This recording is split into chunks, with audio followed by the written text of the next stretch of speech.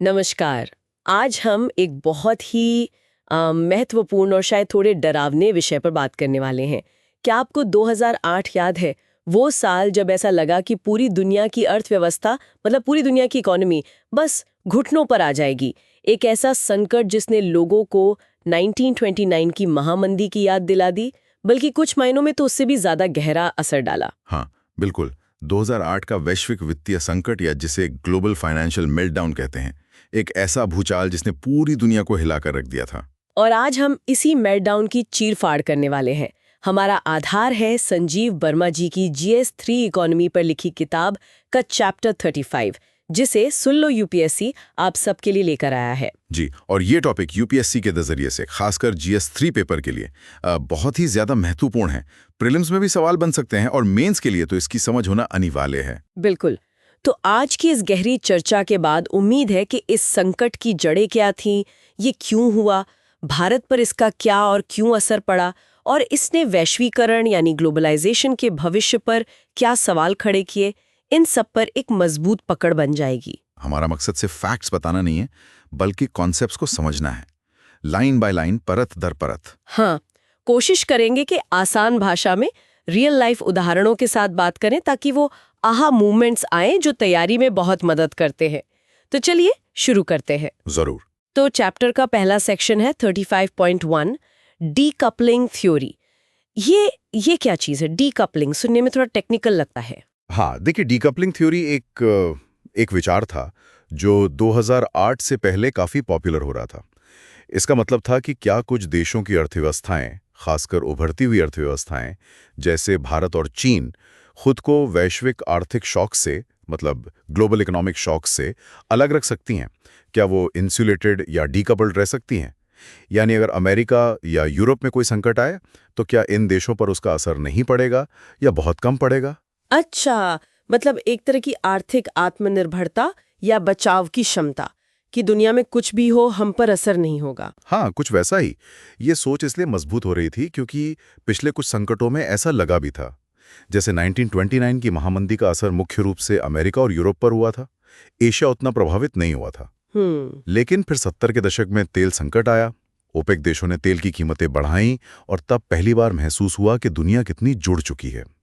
वो शायद पहला बड़ा टेस्ट था इस डीकपलिंग वाली सोच का। ओके, तो 2008 के संकट ने इस डीकपलिंग थ्योरी का क्या किया? करिए, कोई भी देश पूरी तरह से अलग थलग नहीं रह सकता। मतलब कोई बच नहीं सकता, असर सब पर पड़ेगा ही पड़ेगा। बिल्कुल। हाँ, ये हो सकता है कि असर की डिग्री अलग अलग हो, किसी पर ज्यादा, किसी पर कम। लेकिन ये कहना कि कोई पूरी तरह बच जाएगा, वो संभव नहीं है। 2008 ने यह साफ कर दिया। और 2008 का संकट था क्या असल में? मतलब किस तरह का संकट था ये? देखिए, ये मूल रूप से एक वित्तीय क्षेत्र का संकट था, अ फाइनेंशियल सेक्टर क्राइसिस। ये शुरू हुआ फाइनेंशियल सिस्टम में, बैंकों में, इन्वेस्टमेंट फर्म्स में। लेकिन क्योंकि वित्तीय क्षेत्र किसी भी अर्थव्यवस्था की रीढ़ की हड्डी जैसा होता है। रीढ़ की हड्डी कैसे? ऐसा समझिए कि फाइनेंशियल सिस्टम ही वो नसें हैं जिनसे पूरी अर्थव्यवस्था में पैसा यानी कैपिटल बहता है। बैंक लोन देते हैं, कंपनियां निवेश करती हैं, लोग घर खरीदते हैं, सब कुछ इसी सिस्टम पर निर्भर करता है। तो अगर इस सिस्टम में कोई बड़ी गड़बड़ होती है तो उसका असर पूरी अर्थव्यवस्था पर फैल जाता है। मैन्युफैक्चरिंग, सर्विसेज, नौकरियां सब प्रभावित होते हैं। समझ गई। तो ये फाइनेंशियल सेक्टर का संकट धीरे धीरे पूरी रियल इकोनॉमी में फैल गया। एग्जैक्टली। और ये फैला कैसे? इसका बड़ा कारण था फाइनेंशियल इंटीग्रेशन। मतलब दुनिया भर के बैंक और फाइनेंशियल इंस्टीट्यूशंस एक दूसरे से बहुत ज्यादा जुड़ गए थे। अच्छा। उन्होंने नए, बहुत जटिल और जोखिम भरे फाइनेंशियल प्रोडक्ट्स बना लिए थे, जैसे कि डेरिवेटिव्स। बैंक बहुत कम मार्जिन पर काम कर रहे थे, मतलब मुनाफा कमाने के लिए बहुत ज्यादा रिस्क ले रहे थे। और सबसे बड़ी बात, वो अत्यधिक उधार ले रहे थे, जिसे कहते हैं ओवर लेवरेजिंग। में समझाएंगे जैसे ये डेरिवेटिव्स क्या भला है? हाँ, जरूर। देखिए, डेरिवेटिव एक फाइनेंशियल कॉन्ट्रैक्ट होता है जिसकी वैल्यू किसी दूसरी चीज की वैल्यू पर निर्भर करती है। वो दूसरी चीज कुछ भी हो सकती है, जैसे करेंसी एक्सचेंज रेट, किसी कंपनी का शेयर, बॉन्ड्स या फिर सोना, तेल जैसी कोई कमोडिटी। ओके, तो ये अपने आप में कोई संपत्ति नहीं है बल्कि किसी और संपत्ति पर आधारित है। बिल्कुल। अब डेरिवेटिव्स अपने आप में बुरे नहीं हैं, वो रिस्क मैनेज करने के लिए इस्तेमाल होते हैं। समस्या तब हुई जब इनका इस्तेमाल बहुत ज्यादा बढ़ गया, और वो भी बिना सोचे समझे। समस्या थी इन डेरिवेटिव्स का साइज। मतलब 2007 में संकट से ठीक पहले ग्लोबल डेरिवेटिव मार्केट का अनुमानित साइज था लगभग 600 ट्रिलियन अमेरिकी डॉलर। 600 ट्रिलियन? 600 ट्रिलियन डॉलर, ये कितना होता है? अंदाजा लगाना भी मुश्किल है। अंदाजा ऐसे लगाइए कि ये उस वक्त के पूरे विश्व के कुल सालाना आउटपुट यानी ग्लोबल जीडीपी का लगभग 11 गुना था। 11 गुना। बाप रे, मतलब जितनी चीजें और सेवाएं पूरी दुनिया मिलकर एक साल में बनाती हैं, उससे 11 गुना ज्यादा के तो सिर्फ ये डेरिवेटिव कॉन्ट्रैक्ट्स थे। जी हाँ, और ये डेरिवेटिव्स बैंकों और फाइनेंशियल इंस्टीट्यूशंस की बैलेंस शीट पर बैठे थे। मतलब उनके पास जितनी अपनी पूंजी थी उससे कई गुना ज्यादा के डेरिवेटिव्स का एक्सपोजर था। ये तो बहुत ही खतरनाक स्थिति लगती है। बहुत ज्यादा। और इसी से जुड़ा है दूसरा शब्द, ओवर लेवरेजिंग। हाँ, ओवर लेवरेजिंग। इसका क्या मतलब है? लेवरेज का मतलब होता है उधार के पैसे का इस्तेमाल करके ज्यादा मुनाफा कमाने की कोशिश करना। जैसे आपके पास 100 रुपए हैं, आपने 900 रुपए उधार लिए और 1000 रुपए का निवेश किया। अगर निवेश 10% बढ़ गया तो आपको 100 रुपए का फायदा हुआ, जो आपकी अपनी 100 रुपए की पूंजी पर 100% रिटर्न है। वाह, ये तो सुनने में बहुत अच्छा लगता है। हाँ, जब तक सब ठीक चल रहा है। लेकिन अगर निवेश 10% गिर गया तो आपको 100 रुपए का नुकसान हुआ और आपकी पूरी पूंजी साफ। ओवर लेवरेजिंग का मतलब है बहुत ज्यादा उधार लेना। अच्छा, तो ये बैंक्स कितना ओवर लेवरेज थे? अमेरिका के टॉप 5 इन्वेस्टमेंट बैंकों का उदाहरण लें। संकट से पहले उनके पास कुल मिला के लगभग 4 ट्रिलियन डॉलर की संपत्ति थी। 4 ट्रिलियन? लेकिन उनकी अपनी पूंजी कितनी थी? सिर्फ 200 बिलियन डॉलर। मतलब 4 ट्रिलियन की संपत्ति सिर्फ 200 बिलियन की पूंजी पे? ये कितना गुना हुआ? ये हुआ 20 से 21 गुना लेवरेज। और अगर उनका डेरिवेटिव्स का एक्सपोजर देखें तो वो उनकी पूंजी का 90 गुना तक था। 90 गुना। ये भगवान, 90 गुना! ये तो ऐसा है जैसे किसी ने ताश के पत्तों का महल बनाया हो, वो भी उल्टे पिरामिड की शक्ल में। एक पत्ता हटा और सब ढह जाएगा। बिल्कुल सही उपमा है। एक उल्टा पिरामिड, इन्वर्टेड पिरामिड, बहुत ही अस्थिर, बहुत ही नाजुक। बस एक छोटी सी चिंगारी की जरूरत थी इस पूरे सिस्टम को ढाने के लिए। और वो चिंगारी क्या थी? कहां से आई? वो चिंगारी आई अमेरिका के सब प्राइम मॉर्गेज मार्केट से। सब प्राइम उधारकर्ता। सब प्राइम, ये कौन लोग थे? ये वो लोग थे जिन्हें बैंक आमतौर पर लोन नहीं देते, जिनकी क्रेडिट हिस्ट्री खराब थी या जिनकी आय इतनी नहीं थी कि वो लोन आसानी से चुका सकें।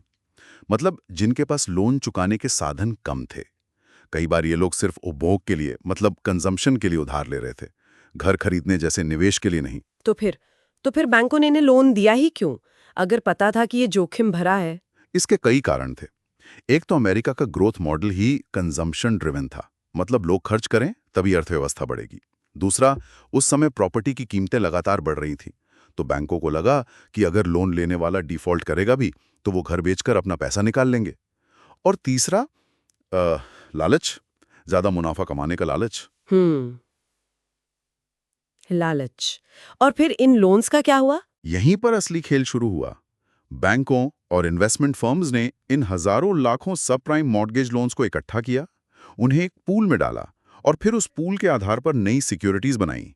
इन्हें कहा गया mortgage backed securities, mortgage backed securities, MBS। अच्छा, मतलब बहुत सारे होम लोन्स को मिला के एक नया फाइनेंशियल प्रोडक्ट बना दिया। हाँ, और कहानी यहीं खत्म नहीं हुई।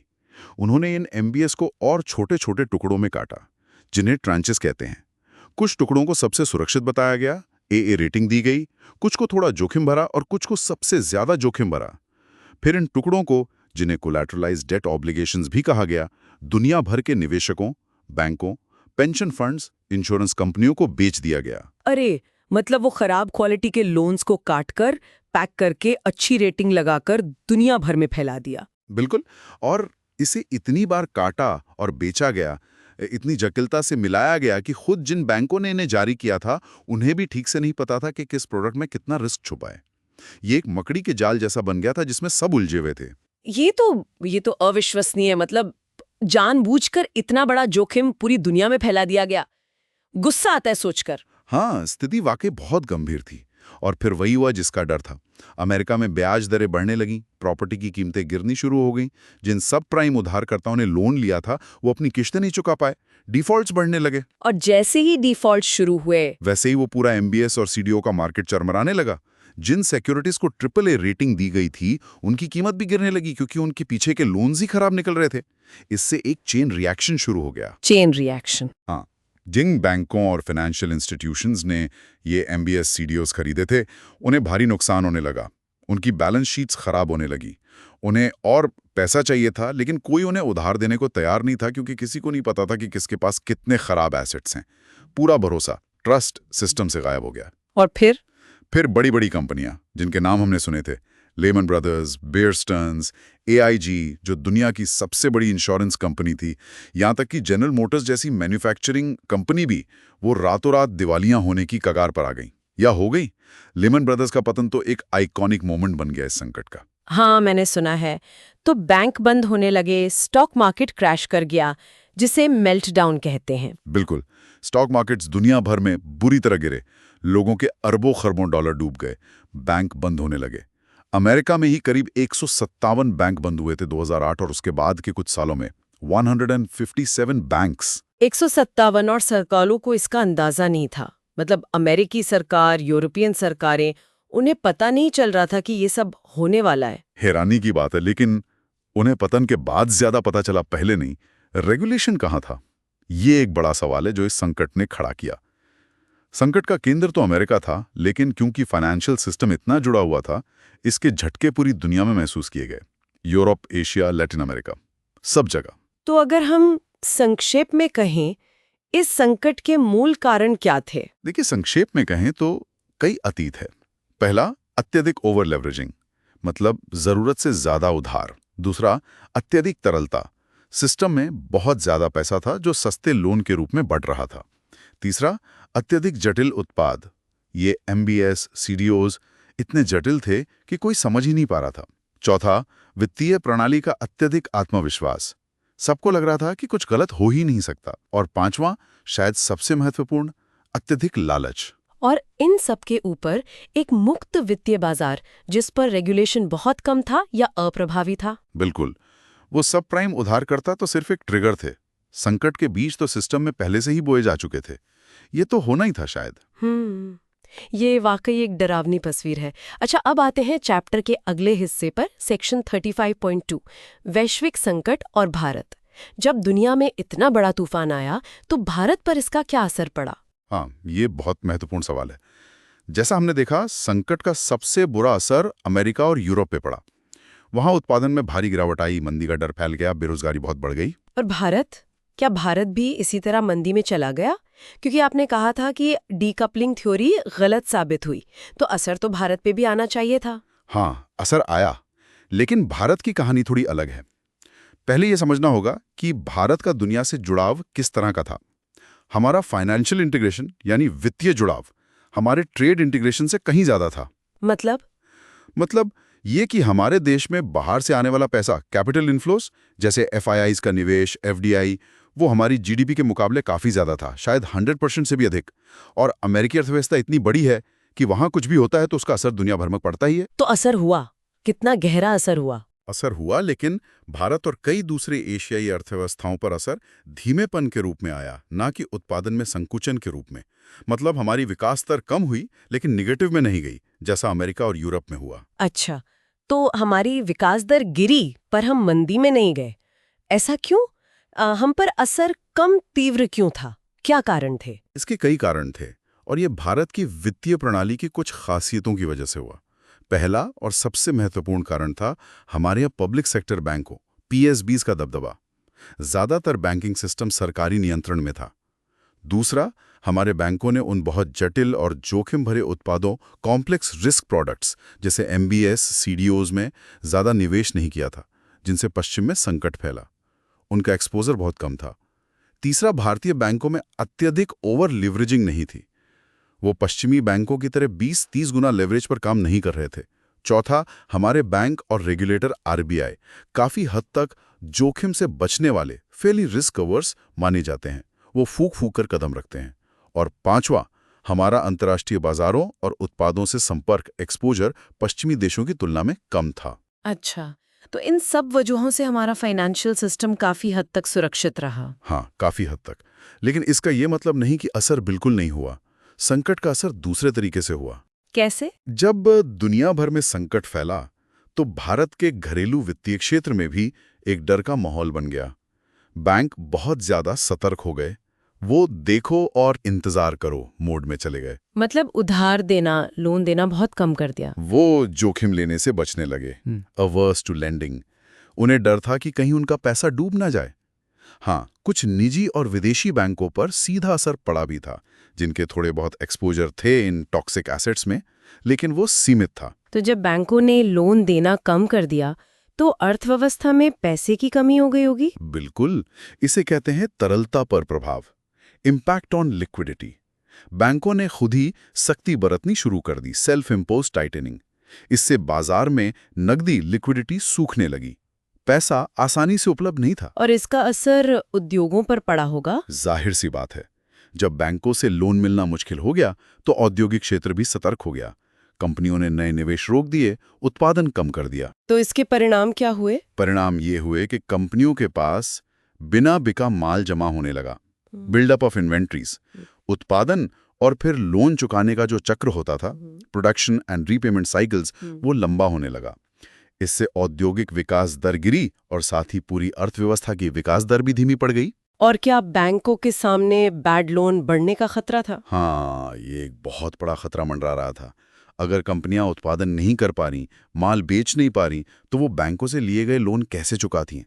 इससे बैंकों में डिफॉल्ट और बैड लोन एनपीएस बढ़ने का डर था, जो अगर हो जाता तो भारत की समस्या को कई गुना बढ़ा सकता था। ये एक विशेष साइकिल बन सकता था। लेकिन ऐसा हुआ नहीं। नहीं, शुक्र है कि स्थिति उतनी नहीं बिगड़ी। भारत का कोई बड़ा बैंक या फाइनेंशियल इंस्टीट्यूशन ध्वस्त नहीं हुआ, जैसा अमेरिका में हुआ। निर्यात, एक्सपोर्ट्स का क्या हुआ? क्योंकि दुनिया भर में डिमांड कम हो गई होगी। हाँ, निर्यात पर असर पड़ा। एक दशक में पहली बार हमारे निर्यात में गिरावट देखी गई। लेकिन क्योंकि भारत की अर्थव्यवस्था का एक बड़ा हिस्सा घरेलू मांग पर निर्भर करता है और निर्यात का कुल उत्पादन में हिस्सा उतना ज्यादा नहीं था जितना कुछ दूसरे देशों का होता है, इसलिए निर्यात में गिरावट हमारे समग्र उत्पादन को नेगेटिव में ले जाने के लिए पर्याप्त नहीं थी। तो कुल मिलाकर भारत पर असर क्या रहा? कुल मिलाकर कहें तो लोगों के मन में डर और अनिश्चितता का माहौल बना। विकास की रफ्तार धीमी हुई, निर्यात पर भी असर पड़ा। हालांकि ये असर करीब 6 महीने तक ज्यादा रहा। लेकिन सबसे महत्वपूर्ण बात यह है कि समय पर और सामूहिक सरकारी हस्तक्षेप ने स्थिति को और बिगड़ने से बचा लिया। अच्छा, सरकारी हस्तक्षेप, ये हमें अगले सेक्शन पर लाता है, सेक्शन 35.3, सामूहिक हस्तक्षेप, कलेक्टिव इंटरवेंशन। तो सरकारों ने क्या किया? हाँ, ये संकट का एक, कह सकते हैं, सकारात्मक पहलू था कि दुनिया भर की सरकारों ने, खासकर G20 देशों ने, बहुत तेजी से और मिलकर कदम उठाए। हस्तक्षेप त्वरित था, सामूहिक था और एक ही दिशा में था। अगर ऐसा ना होता तो? अगर ऐसा ना होता तो शायद हम 1929 की महामंदी से भी बुरे दौर में चले जाते। शायद पूरी वैश्विक अर्थव्यवस्था ढह जाती। बाप रे! तो इस हस्तक्षेप की क्या खासियतें थीं? सबसे पहली बात, घबराहट से बचा गया, पैनिक नहीं फैलाया गया, बल्कि सामूहिक विवेक, कलेक्टिव विजडम का इस्तेमाल किया गया। दूसरी बात, जैसा मैंने कहा, यह सामूहिक और सर्वसम्मति संचालित था, कलेक्टिव एंड कंसेंसस ड्रिवन था। सबने मिलकर एक ही दिशा में काम करने का फैसला किया। तीसरी बात, हस्तक्षेप दो तरह के थे। एक तो तत्काल या प्रत्यक्ष उपाय थे जो फौरी राहत देने के लिए थे, और दूसरे मध्यम से दीर्घकालिक या अप्रत्यक्ष उपाय थे जिनका मकसद फाइनेंशियल सिस्टम की बुनियादी खामियों यानी स्ट्रक्चरल इश्यूज को ठीक करना था। दवा और इलाज दोनों तरह के। हाँ बिल्कुल, फौरी राहत दवा की तरह थी, लेकिन ये समझा गया कि सिर्फ दवा काफी नहीं होगी। वैश्विक वित्तीय प्रणाली के जो बड़े मुद्दे हैं उनका सामूहिक रूप से इलाज करना होगा, बड़े सुधार पैकेज लाने होंगे। तो सरकारों ने फौरी राहत के लिए क्या तरीके अपनाए? क्या विकल्प थे उनके पास? मोटे तौर पर दो तरह के पैकेज दिए गए जो इस बात पर निर्भर करते थे कि संकट का असर कितना गहरा था। पहला था बेलआउट पैकेज। ये उन देशों में ज्यादा इस्तेमाल हुआ जहां फाइनेंशियल सिस्टम ढहने के कगार पर था, जैसे अमेरिका। इसमें सरकार सीधे वित्तीय संस्थानों को पैसा देती है, उनकी पूंजी बढ़ाती है या यहां तक कि उनका अधिग्रहण कर लेती है ताकि वो डूबने से बच जाएं। जैसे अमेरिका ने किया। हाँ, अमेरिका ने यही किया। उन्होंने बैंकों में पूंजी डाली, कुछ संस्थानों को टेक ओवर किया, साथ ही उन्होंने अपना मौद्रिक रुख, मॉनेटरी स्टैंस बहुत ढीला कर दिया। ब्याज दरें लगभग 0 पर ले आए और क्वांटिटेटिव ईजिंग QE नाम की चीज शुरू की। Quantitative easing. ये क्या है? क्यूई का मतलब है कि सेंट्रल बैंक जैसे अमेरिका का फेडरल रिजर्व सिस्टम में सीधे पैसा डालता है, आमतौर पर सरकारी बॉन्ड्स खरीदकर। इसका मकसद होता है ब्याज दरों को कम रखना और बैंकों को ज्यादा लोन देने के लिए प्रोत्साहित करना, ताकि अर्थव्यवस्था में जान फूंकी जा सके। अच्छा, और दूसरा तरीका क्या था? दूसरा था प्रोत्साहन package, stimulus package.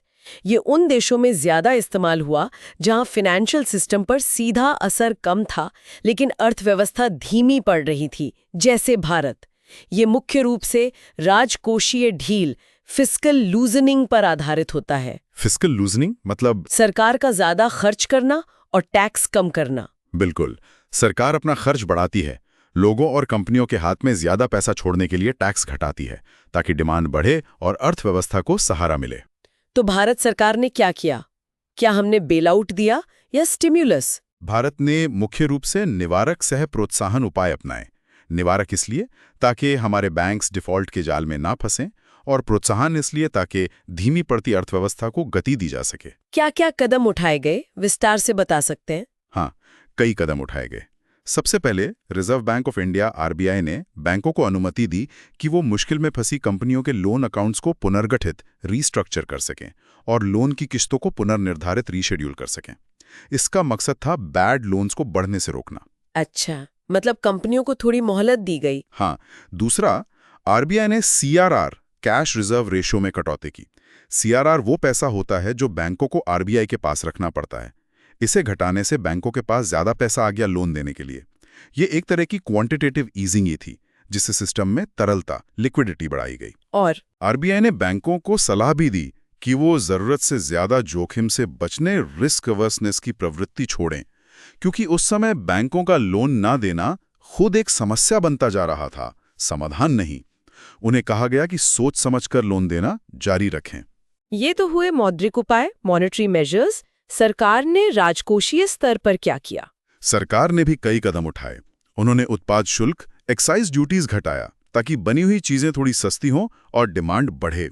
Corporate tax दर भी घटाई गई ताकि कंपनियों के पास निवेश के लिए ज्यादा पैसा बचे। और सरकारी खर्च? सरकार ने अपना खर्च बढ़ाया। उन्होंने एक उच्च राजकोषीय घाटा चलाया, ये जानते हुए भी कि इससे मुद्रास्फीति, इन्फ्लेशन का खतरा बढ़ सकता है और एफआरबीएमए की सीमाएं टूट सकती हैं। सरकार ने अर्थव्यवस्था को बचाने के लिए ये कदम उठाया। उस साल का फिस्कल डिफिजिट पिछले 16 सालों में सबसे ज्यादा था। 16 सालों में सबसे ज्यादा? ये तो बड़ा कदम था। हाँ, बहुत बड़ा। इसके अलावा निर्यात, एक्सपोर्ट्स को बढ़ाने के लिए भी कदम उठाए गए। निर्यातकों को रियायतें दी गईं, नई प्रोत्साहन रणनीतियां लाई गईं। कोशिश ये भी की गई कि उन देशों में निर्यात बढ़ाया जाए जहां संकट का असर कम था, जैसे अफ्रीका और एशिया के दूसरे देश। डाइवर्सिफिकेशन। तो ये सब उपाय कारगर रहे? हाँ, कुल मिलाकर ये उपाय कारगर रहे और भारत को गहरे संकट में जाने से बचा लिया। तो कई लोग जो कहते हैं कि भारत इसलिए बच गया क्योंकि हमारे यहाँ पब्लिक सेक्टर बैंक्स, पीएसबीज थे, उनका चरित्र ऐसा था कि वो ज्यादा रिस्क नहीं लेते। इस बात में कितनी सच्चाई है? क्या सारा श्रेय पीएसबीज को जाता है? देखिए, पीएसबी की भूमिका जरूर थी।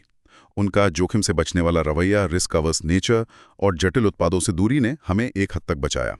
लेकिन ये कहना कि सारा श्रेय उन्हीं को है, ये शायद ठीक नहीं होगा। क्यों? क्योंकि अगर आरबीआई और सरकार ने समय पर हस्तक्षेप न किया होता, अगर वो लिक्विडिटी नहीं बढ़ाते, लोन रीस्ट्रक्चरिंग की इजाजत नहीं देते, तो शायद हमारे छोटे पीएसबी भी दबाव में आ जाते और ढह सकते थे। बैंकिंग में जोखिम तो होता ही है। Any lending will have risks. आप कितना भी बचकर चलें, कुछ ना कुछ रिस्क तो रहेगा ही। तो समाधान जोखिम से पूरी तरह बचना नहीं है। समाधान रिस्क अवर्स होना नहीं है। समाधान है बेहतर जोखिम मूल्यांकन, बेटर रिस्क असेसमेंट, जोखिम का विविधीकरण, रिस्क डाइवर्सिफिकेशन, जोखिम कम करने के उपाय, रिस्क मिटिगेंस अपनाना, अपनी जोखिम उठाने की क्षमता, रिस्क एपेटाइट को समझना और उठाए गए जोखिम के लिए पर्याप्त पूंजी रखना, सफिशिएंट कैपिटल रखना, विकास और विस्तार के लिए जरूरी है। यहीं पर एक दुविधा सामने आती है ना? पब्लिक सेक्टर का चरित्र एक तरफ संकट से बचाता है, लेकिन दूसरी तरफ क्या यही चरित्र बैंकों के आकार को बढ़ने, ज्यादा कुशल होने और वैश्विक स्तर पर प्रतिस्पर्धा करने में बाधा भी बनता है? बिल्कुल सही सवाल है।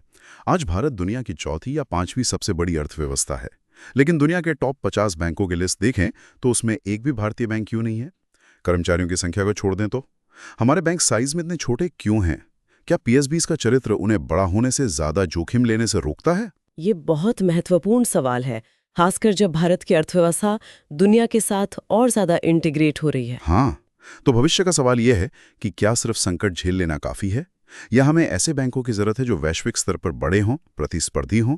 क्या इसके लिए बैंकों की विलय, मर्जर्स की जरूरत होगी, जैसा कि अब हो भी रहा है? क्या वैश्विक स्तर पर बड़ा बनने के लिए भारतीय बैंकों को, खासकर पीएसबीज को, अपना ये पारंपरिक चरित्र कुछ हद तक छोड़ना होगा? ये कुछ ऐसे सवाल हैं जिन पर सोचने की जरूरत है। ये वाकई सोचने वाली बात है। श्रोताओं को भी इस पर विचार करना चाहिए। चलिए अब आखिरी सेक्शन पर आते हैं। सेक्शन 35.4 वैश्वीकरण का भविष्य, फ्यूचर ऑफ ग्लोबलाइजेशन। संकट के बाद ये सवाल बहुत उठा था। हाँ, ये एक बहुत बड़ा सवाल था जो 2008 के बाद उभरा। क्या ग्लोबलाइजेशन यानी वैश्वीकरण का युग खत्म हो गया है? क्या अब देश अपनी अर्थव्यवस्थाओं को बंद करने लगेंगे? क्या संरक्षणवाद, प्रोटेक्शनिज्म की वापसी होगी? संरक्षणवाद मतलब? अपने उद्योगों को बचाने के लिए बाहर से आने वाले सामान पर टैक्स लगाना, रुकावटें खड़ी करना। हाँ, वही। डर ये था कि रोजगार बचाने के नाम पर देश इंपोर्ट्स पर रोक लगा देंगे, बाहरी कंपनियों के लिए मुश्किलें खड़ी करेंगे। तो क्या ऐसा हुआ? क्या थी दुनिया की आम राय? नहीं, सौभाग्य से ऐसा नहीं हुआ। G20 जैसे मंचों पर जो आम सहमति बनी वो ये थी कि आगे बढ़ने के लिए, मंदी से बाहर निकलने के लिए व्यापार, ट्रेड और आपसी जुड़ाव जरूरी है। संरक्षणवाद से सबका नुकसान होगा। लेकिन ये भी कहा गया कि शायद कुछ देशों को, खासकर विकसित देशों जैसे अमेरिका को, अपनी रणनीति बदलनी होगी। हाँ, बिल्कुल। ये महसूस किया गया कि विकसित अर्थव्यवस्थाएं अब सिर्फ सस्ते मास गुड्स के उत्पादन के भरोसे नहीं रह सकती।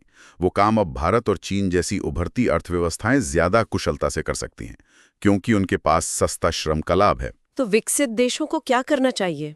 उन्हें अपनी ताकत पर फोकस करना होगा। और उनकी ताकत क्या है? नवाचार, इनोवेशंस, बौद्धिक क्षमताएं, इंटेलेक्चुअल कैपेबिलिटीज, नए विचार, न्यूअर आइडियाज, तकनीकी बाधाओं को तोड़ना, ब्रेकिंग टेक्नोलॉजिकल बैरियर्स। उन्हें ऐसे उत्पाद और सेवाएं बनानी होगी जो हाई एंड हों, जिनमें टेक्नोलॉजी और इनोवेशन का ज्यादा इस्तेमाल हो। उन्हें अपनी एक अलग जगह बनानी होगी।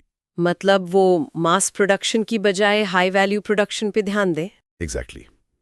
संरक्षणवाद अपनाना एक प्रतिगामी कदम होगा, रेट्रोग्रेड स्टेप होगा, क्योंकि आर्थिक एकीकरण अब इतना गहरा हो चुका है कि इसे वापस मोड़ना बहुत मुश्किल और नुकसानदेह होगा। उनकी महंगी मजदूरी का इस्तेमाल मास गुड्स बनाने में नहीं, बल्कि उच्च स्तरीय तकनीकी और नवीन उत्पादों, upper and technological and innovative products को बनाने में होना चाहिए। और ये जो क्वांटिटेटिव ईजिंग की गई थी अमेरिका और यूरोप में, उसका क्या असर हुआ वैश्वीकरण पर? क्यूई का एक अप्रत्याशित नतीजा ये हुआ कि जो पैसा सिस्टम में डाला गया वो वहीं नहीं रुका। क्योंकि वहां ब्याज दरें शून्य के करीब थीं, तो वो पैसा बेहतर रिटर्न की तलाश में उभरती अर्थव्यवस्थाओं जैसे भारत, ब्राजील, इंडोनेशिया की तरफ बहने लगा। ये एक तरह से एंटी ग्रेविटी जैसा था। पैसा नीचे आने के बजाय ऊपर जा रहा था। अच्छा, तो इसने भी इंटीग्रेशन को और बढ़ाया? हाँ, इसने फाइनेंशियल लिंकेज को और मजबूत किया। तो निष्कर्ष क्या है? वैश्वीकरण का भविष्य क्या है? निष्कर्ष ये है कि वैश्वीकरण ने दुनिया को आगे बढ़ने का एक नया रास्ता दिया है। समस्या वैश्वीकरण में नहीं थी, बल्कि जिस तरह से वित्तीय प्रणाली को चलाया जा रहा था, उसकी धारणा, परसेप्शन में थी। 2008 का संकट वैश्वीकरण के कारण नहीं हुआ, बल्कि अनियंत्रित वित्तीय प्रणाली, अत्यधिक लालच और जटिलता के कारण हुआ। संरक्षणवाद की ओर लौटना सबसे बड़ी गलती होगी। जरूरत इस बात की है कि हम समस्याओं को सही परिप्रेक्ष्य में समझें और उनका सामूहिक रूप से हल निकालें। ये एक बहुत ही संतुलित नजरिया है। तो दोस्तों, ये थी हमारी आज की लंबी और मुझे उम्मीद है काफी गहरी चर्चा। तो इस पूरी बातचीत से हमने क्या सीखा? अगर मुख्य बातों को फटाफट पॉइंट्स में समेटना हो तो। जरूर। पहली बात, 2008 का संकट अभूतपूर्व था और इसने डीकपलिंग थ्योरी को ध्वस्त कर दिया। आज की वैश्वीकृत दुनिया में कोई भी देश आर्थिक झटकों से पूरी तरह अछूता नहीं रह सकता। ठीक है। दूसरा, ये संकट मूल रूप से एक वित्तीय संकट था, जिसके मूल में अत्यधिक ओवर लेवरेजिंग, जरूरत से ज्यादा जटिल फाइनेंशियल उत्पाद और रेगुलेशन की भारी कमी थी। सब प्राइम मॉर्गेज डिफॉल्ट्स तो बस एक ट्रिगर थे। तीसरा पॉइंट, भारत के बारे में। तीसरा, भारत पर संकट का असर हुआ। विकास धीमा हुआ, निर्यात घटा, लेकिन असर अमेरिका, यूरोप की तुलना में सीमित रहा। इसका श्रेय काफी हद तक हमारे पब्लिक सेक्टर बैंकों की प्रकृति और आरबीआई व सरकार द्वारा समय पर उठाए गए मौद्रिक और राजकोषीय हस्तक्षेपों को जाता है। चौथा, दुनिया भर की सरकारों द्वारा किया गया त्वरित और सामूहिक हस्तक्षेप बहुत महत्वपूर्ण था। इसी वजह से 1929 जैसी महामंदी दोहराने से बच गई। और आखिरी 5वां पॉइंट। संकट ने वैश्वीकरण के भविष्य पर सवाल जरूर खड़े किए, लेकिन संरक्षणवाद इसका समाधान नहीं है। आर्थिक जुड़ाव बहुत गहरा है। आगे का रास्ता इनोवेशन, नई टेक्नोलॉजी अपनाने और समस्याओं का सामूहिक रूप से समाधान निकालने में है, न कि पीछे हटने में। और एक और बात जो हमने डिस्कस की भारतीय बैंकिंग क्षेत्र के भविष्य के लिए, क्या हमें आकार, दक्षता और वैश्विक प्रतिस्पर्धा के लिए संरचनात्मक बदलावों पर विचार करने की जरूरत है? ये एक अहम सवाल है। बिल्कुल। वाकई काफी कुछ था समझने को। मुझे पूरी उम्मीद है कि ग्लोबल फाइनेंशियल मेल्टडाउन का ये पूरा कॉन्सेप्ट, इसकी वजह, असर और सबक अब काफी हद तक स्पष्ट हो गए होंगे। हाँ, और इसे सिर्फ एक चैप्टर या यूपीएससी के एक टॉपिक की तरह नहीं देखना चाहिए। ये समझना बहुत जरूरी है कि दुनिया आपस में कैसे जुड़ी हुई है, आर्थिक नीतियां कैसे बनती हैं और उनका क्या असर होता है, और अर्थव्यवस्था में स्थिरता कितनी नाजुक हो सकती है। ये आपको GS3 में तो मदद करेगा ही, एक सूचित और जागरूक नागरिक बनने में भी मदद करेगा। बिल्कुल सही कहा। मेरी सलाह यही रहेगी कि इस चर्चा को कम से कम एक बार और सुने, शायद थोड़ी स्पीड कम करके, नोट्स बनाएं और सोचें कि आज के संदर्भ में, आज की दुनिया में ये बातें कितनी प्रासंगिक हैं। जी हाँ, इतिहास से सीखना बहुत जरूरी है। और अगर आपको हमारा ये प्रयास सुन लो यूपीएससी की ये पेशकश पसंद आए तो please soon low UPSC YouTube channel को लाइक करें, इस वीडियो को शेयर करें अपने उन दोस्तों के साथ जो तैयारी कर रहे हैं, और कमेंट में हमें ज़रूर बताएं कि आपको सबसे अच्छा क्या लगा या आप और किन विषयों पर ऐसी गहरी चर्चा सुनना चाहेंगे। और हाँ, अगर अभी तक नहीं किया है तो चैनल को सब्सक्राइब करना बिल्कुल न भूलें। वो जो घंटी है ना, बेल आइकॉन, उसे भी दबा दीजिए ताकि अगली ज्ञानवर्धक चर्चा आप बिल्कुल मिस न करें। तब तक पढ़ते रहिए, सीखते रहिए और सोचते रहिए। जय हिंद।